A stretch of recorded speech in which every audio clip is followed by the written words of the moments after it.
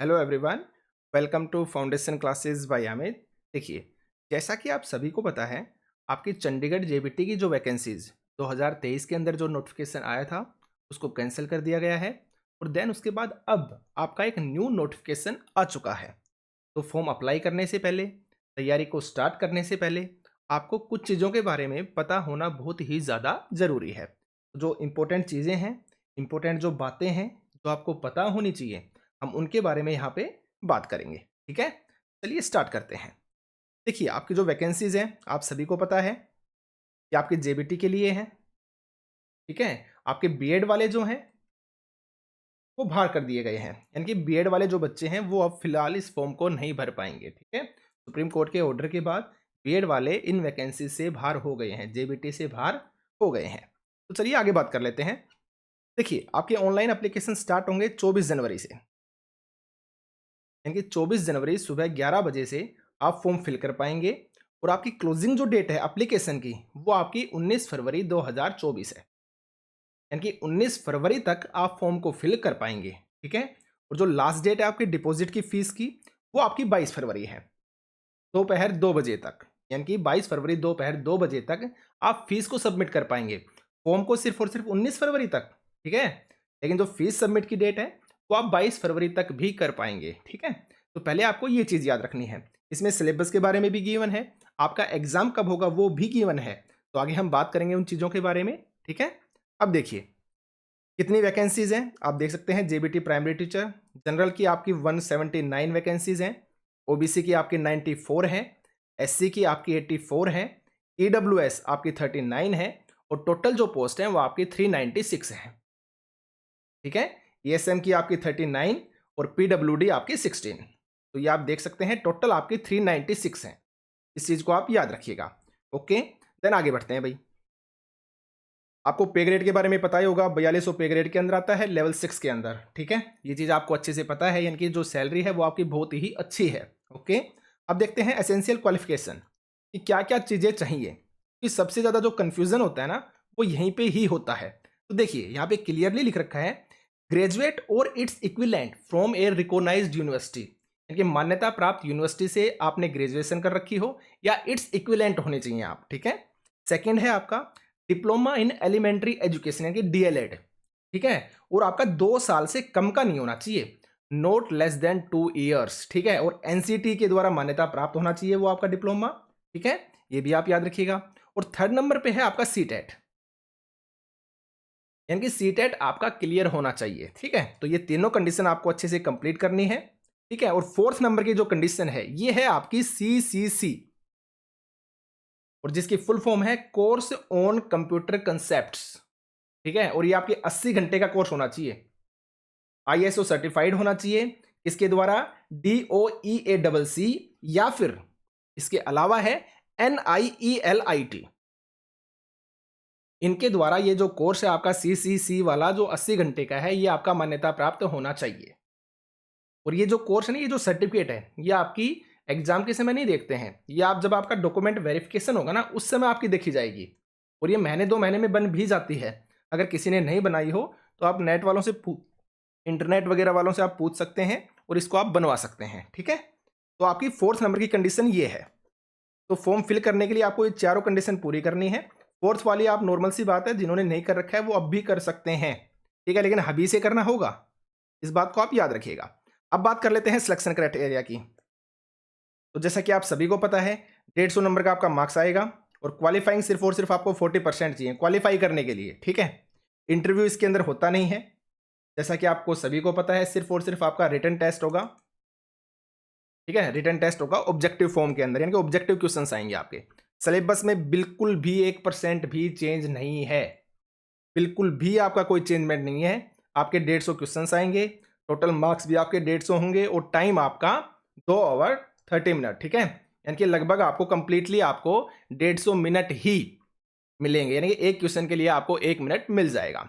वही general awareness है आपके 15 क्वेश्चंस, रीजनिंग एबिलिटी आपकी 15 क्वेश्चंस की, उसके बाद अर्थमेटिक एंड न्यूमेरिकल एबिलिटी यानी कॉम्पिटेटिव जो मैथमेटिक्स आता है आपके 15 क्वेश्चंस हैं, टीचिंग एप्टीट्यूड आपके 15 questions, information and community technology यानी कि आईसीटी आपके 15 क्वेश्चंस हैं, और बाकी जितनी तीनों आपकी जो लैंग्वेज हैं, पंजाबी, इंग्लिश और हिंदी, ये आपके 10-10 क्वेश्चंस आएंगे। मैथमेटिक्स, जनरल साइंस और सोशल साइंस आपके 15-15-15 क्वेश्चंस, ठीक है। तो सिलेबस आपका एग्जैक्ट सेम है और हमने सभी सिलेबस को कंप्लीट कर लिया है। आपकी आईसीटी और एनसीईआरटी का मैथमेटिक्स बचा हुआ है, वो भी कोर्स के अंदर जल्दी ही खत्म हो जाएगा और अब समय है हम एक्स्ट्रा चीज़ें भी करेंगे, ठीक है। तो जो कोर्स लेना चाहते हैं वो एप्लीकेशन में जाके कोर्स को ले सकते हैं। डेली दोपहर 3 बजे हमारी लाइव एमसीक्यू क्लास भी होती है, आप उसको भी अटेंड कीजिए, ठीक है। तो आगे बढ़ते हैं भाई। डिफिकल्टी लेवल सभी को पता है आपका 10th स्टैंडर्ड का होगा। मिनिमम क्वालिफाइंग जो मार्क्स हैं आपके 40%। और हाँ, नेगेटिव मार्किंग, जो नेगेटिव मार्किंग है वो आपकी 1/4 है, यानी कि 0.25 1/4 है, ठीक है। ये भी आप याद रखिएगा। हाँ, एक आपकी लैंग्वेज को लेके इश्यू और होता है। लैंग्वेज के बारे में भी काफ़ी स्टूडेंट पूछते हैं कि जो पेपर है वो किस लैंग्वेज में आएगा। देखिए भाई, यहाँ पे क्लियरली दे रखा है कि जो आपका क्वेश्चन है ना वो आपके बाईलैंग्वेज आएंगे, यानी कि इंग्लिश और हिंदी के अंदर, एक्सेप्ट, यानी कि आपकी लैंग्वेज को छोड़ के। लैंग्वेज का मतलब आपकी हिंदी है वो आपको हिंदी लैंग्वेज में ही मिलेगी, पंजाबी है वो आपकी पंजाबी में ही आएगी, इंग्लिश है वो आपकी इंग्लिश में ही आएगी, क्योंकि ये लैंग्वेज है तीनों। तो ये तीनों लैंग्वेज आपको तीनों लैंग्वेज के अंदर ही मिलेंगी। बाकी जो कंप्लीट पेपर है वो बाईलैंग्वेज होगा। हाँ, अगर किसी ने फॉर्म फिल करते समय पंजाबी मीडियम को भी फिल किया है ना, तो उसके साथ उसको पंजाबी जो मीडियम है ना, पंजाबी जो लैंग्वेज है, उसके अंदर भी क्वेश्चन पेपर मिल जाएगा। तो फॉर्म अप्लाई करते समय आप इस बात को याद रखिएगा, जो पंजाबी में क्वेश्चन आते हैं ना, तो वो पंजाबी मीडियम को ही वहाँ पे फिल करें। तो उनका जो क्वेश्चन पेपर है वो पंजाबी के अंदर पंजाबी लैंग्वेज में भी मिल जाएगा, ठीक है। जैसे आपकी एसएसटी हो गई, साइंस हो गई, वो आपको पंजाबी में मिल जाएगी, ठीक है। तो ये कन्फ्यूज़न को दूर कर लेना आप, जो लैंग्वेज को लेके कन्फ्यूज़न है काफ़ी लोगों को, ठीक है। तो देखिए, ये आपकी डिटेल थी।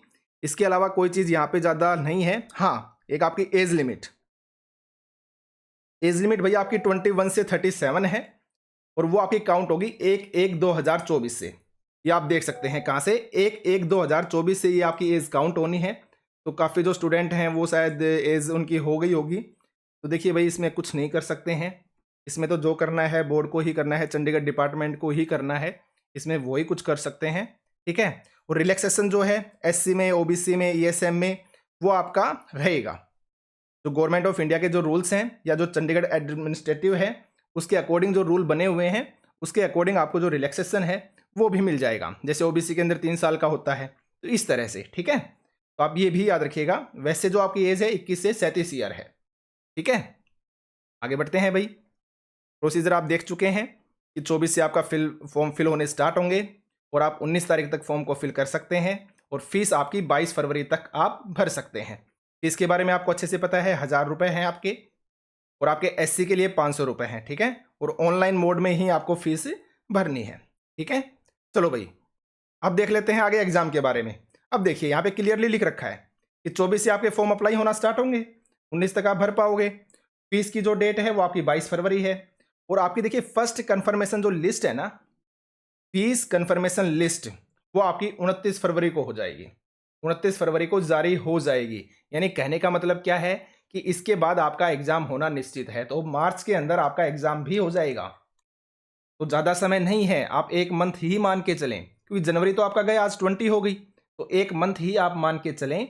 बिल्कुल भी चीज़ों को स्किप नहीं करना है, रेगुलर आप अच्छे से तैयारी करते रहें अगर एग्जाम को क्रैक करना है तो। क्योंकि देखिए, अभी जो सीटेट वाले हैं ना, 21 जनवरी को जिनका सीटेट है, कल जिनका सीटेट है, हो सकता है उनको भी मौका मिल जाए, क्योंकि सीटेट का जो रिजल्ट है वो जल्दी ही आ जाता है।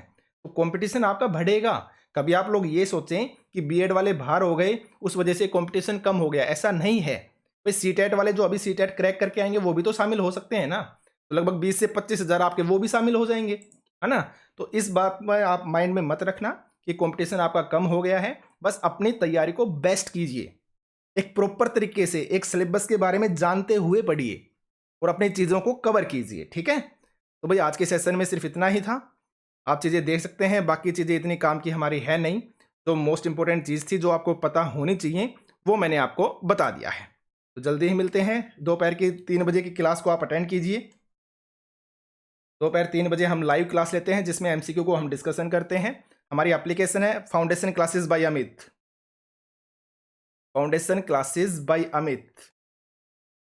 नाम से हमारी एप्लीकेशन है, जिसमें आपको कोर्सेज मिल जाएंगे चंडीगढ़ पीआरटी से रिलेटेड सभी कोर्सेज जो भी हैं, सब्जेक्ट वाइज कोर्सेज भी हैं वहाँ पे, आपको सभी मिल जाएंगे और बेस्ट प्रिपरेशन आपकी होगी।